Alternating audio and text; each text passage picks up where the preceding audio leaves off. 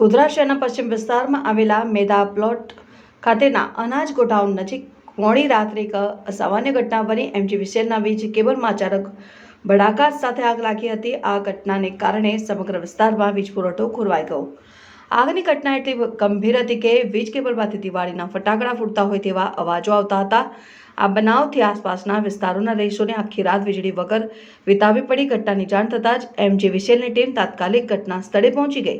ટીમે રાતોરાત વીજ કેબલના સમારકામની કામગીરી શરૂ કરી. ઘટનામાં કોઈ જાનહાનિ થઈ નથી, પરંતુ વીજ માળખાને નુકસાન પહોંચ્યું છે.